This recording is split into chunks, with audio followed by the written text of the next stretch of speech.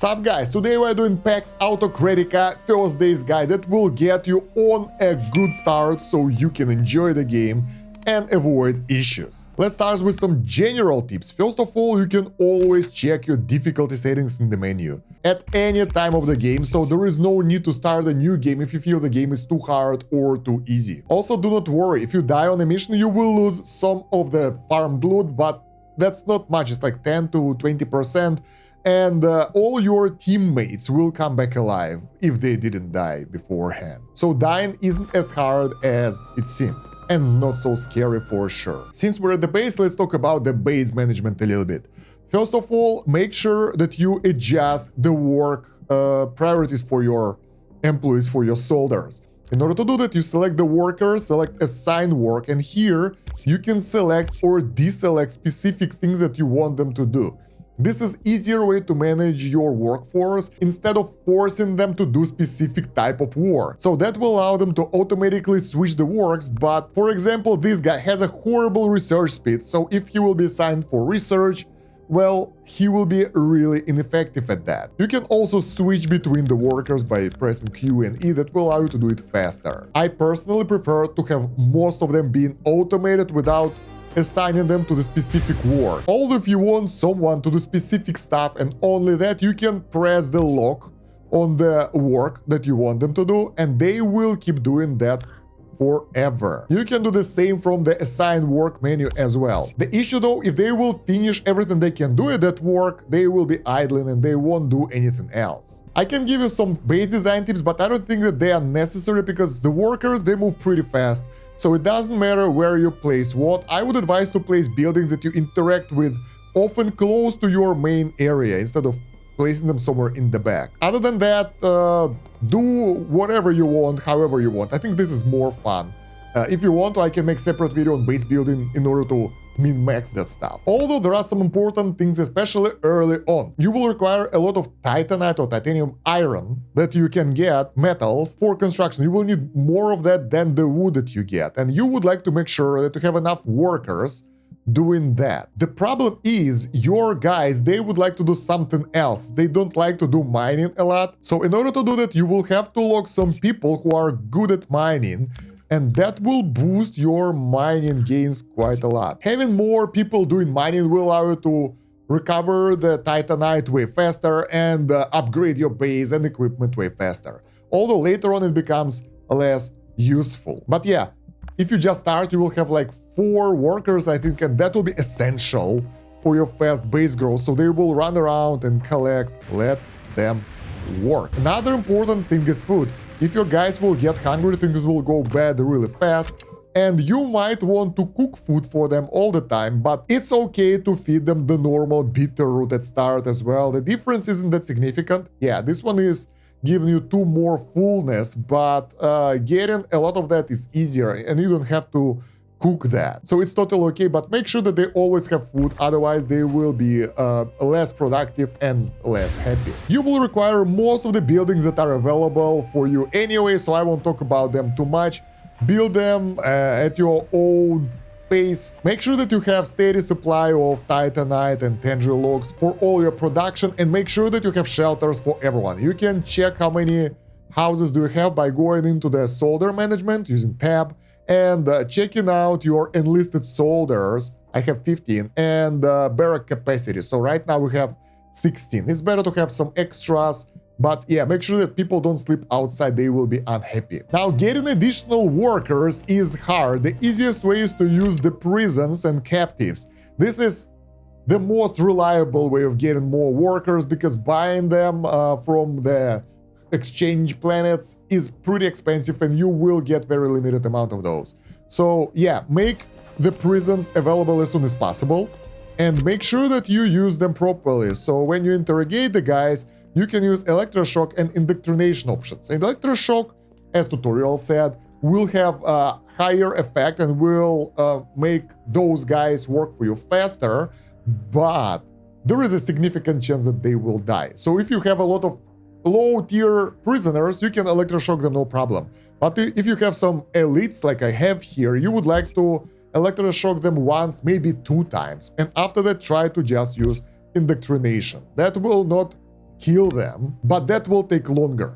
So if you are really in a hurry, using electroshock is a good way to either kill them or make them loyal. Don't forget to hire your newfound employees from the... there we go. From the Liberty Square. Sorry, Victory Square. Too much Helldivers for me. Now, since you want to have a lot of prisoners, you would like your weapon research station to produce some capture rounds, and there are two types of those right now. First one is normal capture round that you use to capture normal enemies, and second one is specialized. That's better against elites and bosses. So with those, you can capture elite guys for you. And they are a bit more expensive and harder to create, but they are definitely worth it to have as well.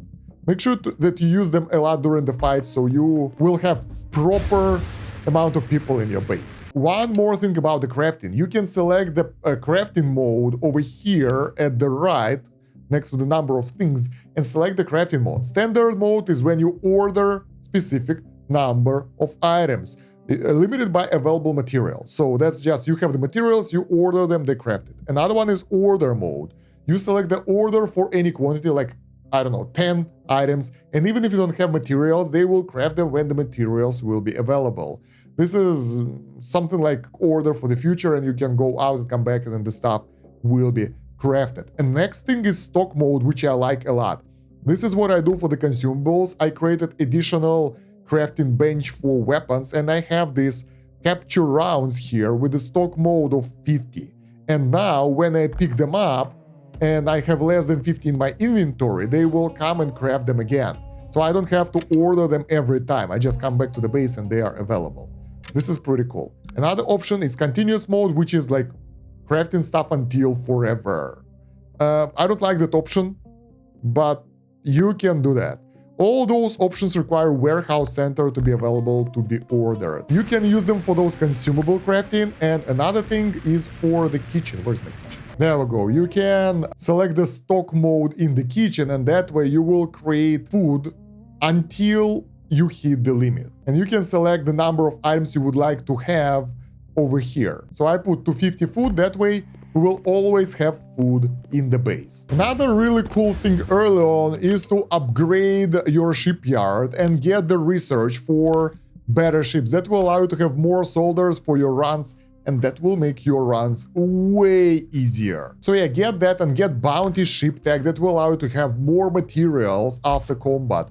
That increases your farming efficiency drastically. Of course, you can harvest the resources yourself and help the construction, but most of the time, it's definitely not needed. The only time when I do that is if I craft something important that I need right now or do some research. In that case, I want it right now, so I help my guys. Otherwise, they do everything automatically. Don't forget to talk with surveillance unit every day, because that bot gives you daily tasks that give you some rewards. You don't have to do them. I have them right now, and well, they will take time to complete, but they can give us pretty good, amazing rewards that might be hard to come by early on. Depending on the difficulty, you might need some help with the combat or not. Personally, I play on the hardest available difficulty, and that is punishing right now. We will switch to merciless in the next area, and I have to kind of optimize my combat. So from all the weapons I found so far, I still prefer using the SMG. SMG has the highest DPS in my opinion, and it works really well. The rest of the weapons, they require more skill and precision, but they can be really fun options for other difficulties. As for the armor, there is no way around the defense set, because it's so much better at higher difficulty than anything else. If you're playing on easier difficulty though, go with whatever you want, but most likely after you craft your initial set, which you will need, you will go with whatever you get lucky with the drops, because getting the blueprints is hard, and once you get something high rarity, that will be way better than anything else you have. Since it's evening, let's talk about the policies a bit. In the Victory Square, you can select specific policies, and the one that will be available for you from the start is the one about the working hours. I prefer to set it to 18. You can set it higher or lower, but this seems to be sweet point for me. The guys have some time to socialize and chill.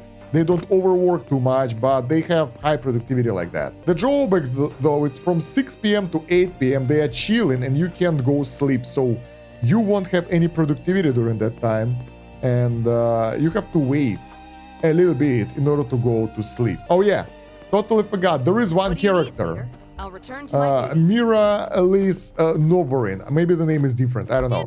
This is the only girl that I found in the game that has different skin so far, and try to keep her, because I made a statue out of her that looks awesome. Otherwise, you will have the someone in the robotic costume. So yeah, make sure to keep her, and you can upgrade her later. Soldier upgrade is just like a merge mechanics. You can put one of your soldiers here, and you can sacrifice other soldiers of the same race in order to increase the rank of the tier of the soldier that's been upgraded. That's the way how you can keep one of your favorite soldiers being stronger and stronger instead of replacing them with someone else.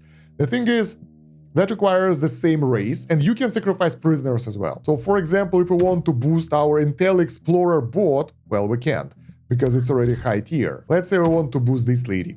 We can sacrifice imprisoned guys, and that will get her to the next tier. So you don't really have to indoctrinate them if you want to use them as a food for your upgrades. Although sacrificing them will give a small fear bonus to your people, depending on your strategy, you might want that or not. I personally haven't found a good use for fear. I'm a good leader here, so let me know in the comments, how do you prefer to lead your colony? So yeah, starting from 9 p.m. you can sleep. That will skip 3 hours of time until the midnight, which is morning in the game. And after that, everyone will run from their barracks onto their workplaces to work. And pretty much that's your daily cycle in the base. Now let's go to space exploration. When you set out, you can select your additional ships by clicking on them and selecting the ship you want to take. They have different stats. I personally don't really know the difference, so I pick the ones with the highest capacity. Obviously, the higher stats, the better, but we don't have that many options, so we will go with 3 ships anyway up until the very end, so it doesn't matter which one you pick here. So maybe later on I'll make a ship guide if there'll be any difference, but so far, no. So yeah, once you set the ships, set your team members, your troops. I personally tested some of the classes, and I prefer shotgunners. They are really good if they can survive that, but they are pretty hard to come by. Medics are awesome. They are really powerful. Then we have the sniper, which I didn't like that much. Strike squad is okay-ish. What the hell is Scorch-born blaster and musketeer? But basically, I try to evaluate the guys I'm taking with me based on their DPS. Let's try to use those guys as well. Now, I never tried them before, and musketeer as well. Depending on the mission you are doing, you might want to take more or less medics. I usually take 1 to 2 medics when I have 9 people. Before that, you would like to take at least 1. They will heal your entire team, so they will not die that much. And you won't die as well. That's a good healing option. Yeah, when you start the journey, you can select one of 3 sectors. You would only be able to select the basic one. Then you can press the button to skip this menu, then the loading screen, of course, there are a lot of those. And then we have exploration. There is an option to zoom to your ship. I don't know why that's an option, why do you need that? Let me know if you know that. Maybe to take a closer look at your ships. I haven't seen any use of that in the game mechanics. You can zoom out to see the entire area. The game map is limited by this ring, and stuff is randomly generated. Your planet is in the center, your forward base, and you can travel around. There are different icons. This one on the left, which is like flower and whatever, that's ore. Those are resource nodes. You can always go there and collect them. They don't provide that many benefits, but they are necessary. There is no danger in those though. Planets are mostly safe, but you can mouse over and see what do they do. So this one is recovery. You can stay there and recover your health or something. Now the icons with the resource, like this reactor power works, the one with alloys, the one with chips, are always combat areas. There are enemies there, and you will have to fight those enemies to get the resources. Also, there are some roaming targets. Those can be asteroids, meteors with the resources, or like in our case, some reckless marine marauders, some extreme threat that brings us awesome resources, so we'll take them on. As you progress the fight, you will complete the expedition progress that will lead you towards your decisive battle. Enemy strength is based on your difficulty. I'm not sure where the base difficulty is based on, but every time you move around, every time you travel, that enemy strength will increase. Combats don't do that. So yeah, let's do a fight and I'll show you. The fight itself can be pretty complex, but once you have this group of guys, it's like no-brainer.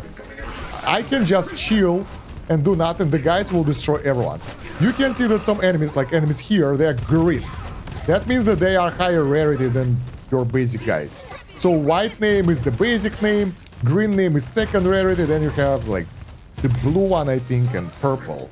I haven't seen those yet, so yeah. At the top left, next to the map, mini-map, you can see the number of your teammates. We have 9 right now, so if someone is downed, you will see that number go down.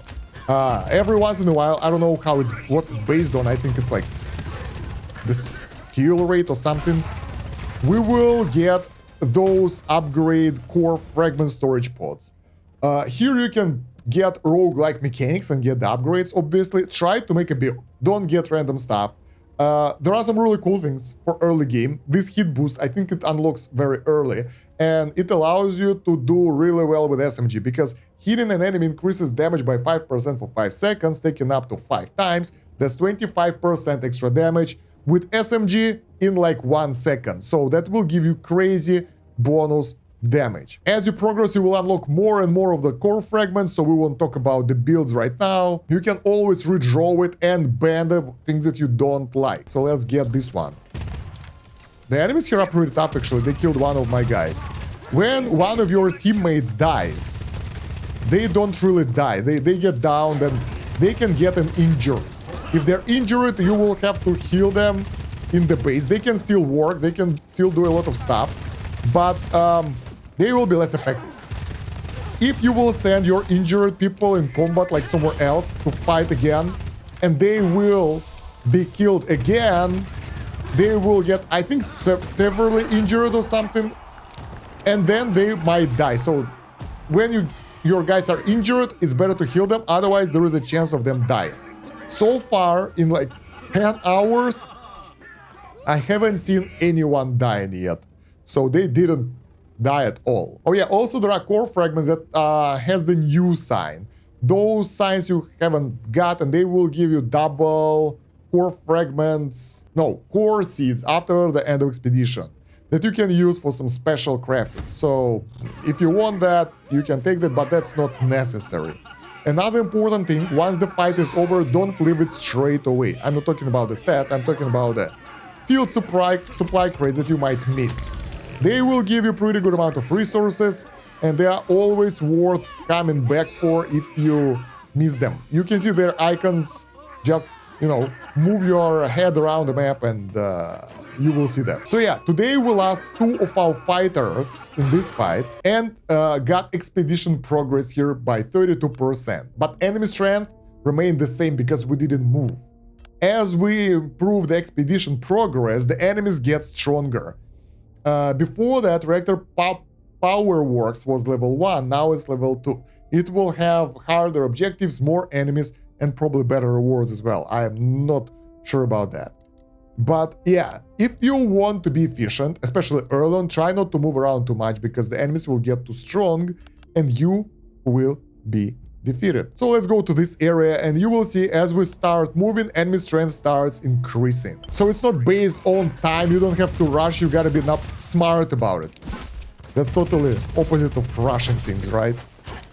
During the fight, the enemies can be kited quite easily if you stay at range and move sideways, and you can use that shift ability, dash ability sideways in order to avoid the projectiles. You will be not always safe, but most likely you will not have that many issues. So probably you will be able to survive most things. The problem is your teammates most likely will be killed. Oh, by the way, now we have 9 teammates again, so our guys got resurrected. That's because they didn't get injured, I think. I'm not sure how it works. I never had injured guys more than once, so I try to keep them safe. But yeah, don't worry about that. No one is dying. I lost my guys several times during the runs, especially the boss fights, and you know, no one was injured and they always came back. If you feel that you are overwhelmed by the enemies, just stay back, move back a bit, kite the enemies back. Some of the enemies will go straight at you, like those melee guys. Some of them will stay in the back, so you can easily destroy them. At some point, they will run out of reinforcements, and you will be okay. Now, how do you capture prisoners? You would like to weaken the enemies a bit. My god, they're so weak. Let's select a different gun. That's an elite. Okay, you want to weaken them as much as possible to like lower 3-5% health or something. And then shoot them. Yeah, and then shoot them with an F button. That will give you a chance to capture them, but that might fail. Sometimes you have to do it constantly, like every next try, you will have another chance. And if it reaches 100%, you will be able to get them. Although, as you can see, it's not that easy. God damn it, dude. Just join me already. Yeah, I'm using the normal things. Let's use the specialized capture rounds. In order to switch them, you have to hold F if you're playing on the PC, and then select the ones that you need, like this one. So it should be better. There we go, 13% chance. The difference isn't that significant, to be honest. Alright, but here... Oh, come on. Let's shoot him a bit more. So, oh yeah, he doesn't take damage. That's nice. So while you're capturing him, you can't kill him accidentally. There we go. Once it reaches 100%, he is captured, and you can use him in your base later on to put him in prison. Yeah, when you're done, make sure to check out the maps. Like we have that pickup over there that we didn't collect it, so do that as well. The thing is, you have limited amount of core fragments. I have 12 at the maximum right now. You guys at the start probably have 10. There is a skill that increases the number of core fragments you can get. And once you reach the maximum, you won't be able to get more of them. So that's why you would like to make a proper build from the start. So don't just get random stuff. Try to use the thing that work together, that has a synergy of sorts, and make a build for yourself. So yeah, if you imprison someone, you will get them as a loot, basically. Don't worry about having too many prisoners. They will not disappear. Even if you don't have a prison, you can put them in the prison later when you get it, so they will not go bad, run away, or die, at least right now. Sometimes you will be able to pick milestone events. It's either when you progress expedition or when you finish the mission and get like unlockable area that you can pick. You can pick whatever you need right now. In this case, it does matter. I've played them all. I don't want to play any of them. But war zones or like decisive battles are awesome because they give you unique resources and they usually hold higher tier enemies. So in our case, if we want the green rarity guys, the uncommon ones, fine. They will be here, so you can farm them right here. I will just keep the reward because I don't want to play that. While you are in the expedition map area, you can press I to open your inventory and adjust your equipment. So if you want to change the equipment or something, you can do it here. If you want to try different weapons, you can do it between the runs. And you can adjust the troopers, but all at specific plans. There are specific plans that allow you to send guys back in and out. So yeah, usually during the expeditions, your main goal is to get 100% expedition progress and then go do some specific task. There we go, we got some good stuff here, right? No. Different enemies has different weaknesses, different strengths, so you should learn them in order to maximize your efficiency. Obviously, for most humanoid enemies, the head is the weak point, so it's not that hard. And yeah, they just come to you and try to shoot you or kill you in melee.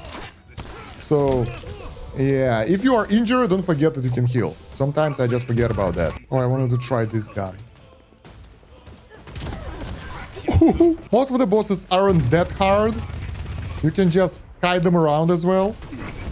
You can use your skills to allow your guys to attack them. Just avoid the dangerous projectiles and you will be okay. If you are injured, heal. Don't stay in the red stuff. There is one more sniper over there. I need to get rid of that. You can always check the victory score in order to see who did what. Don't forget to click. If you have several characters of the same class, they will have combined stats. So you can compare different classes. DPS stated in their stats isn't that useful. And you can see how many times they got death knockdown. So we have two guys, one guy being knocked down here. But I think they'll be okay. Sometimes you will be able to get the recipes for the food, so I advise you guys to get them because I haven't found any other ways to get them. And some of those things can be kind of weird. This is the first time I see something like this. Combat initiate attribute and chance to gain disabled. So this is something that we can give to fighters, to warriors, and they will have a chance to get disabled or get like some combat efficiency. I'm really curious about that. Sometimes you'll be able to get the quests here. There are some rewards, mostly those cores. Let's try to deliver them and see what happens. I'm actually curious what will happen. Deliver the goods to this location. It might be a trap. Phantom pursuit. Let's get this. Yeah, we delivered it and got the blueprint. That's nice. And yeah, in the end of your run, if you have expedition progress and you want to continue the story, you will have to go and complete some important fight. It's usually like big battle or the boss fight. After the boss fight, you will have either field supply crate or just loot itself. And this is where you get the best stuff. Man, that's a lot of blueprints. Awesome. And you can replay that last fight or the whole sector as much as you want. We are back to base.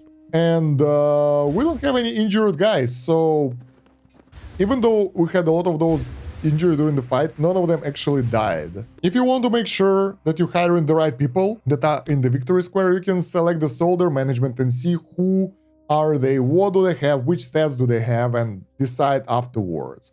I still advise you guys to get everyone because, I mean, they can work and later on you can get rid of them, but yeah, that's an option. So yeah, that's pretty much everything you need to know to start playing to get the good hang of the game, and after that, you can learn yourself or watch more guides for specific game aspects. That will be enough for you to build up your own base and feel sure about what you are doing. So yeah guys, if you have additional tips for other players, share them down below in the comments. Don't forget to like and subscribe. Check out the playlist for the playthrough and more guides. And thank you very much for watching. It's been Kosh. Have a good one. Bye.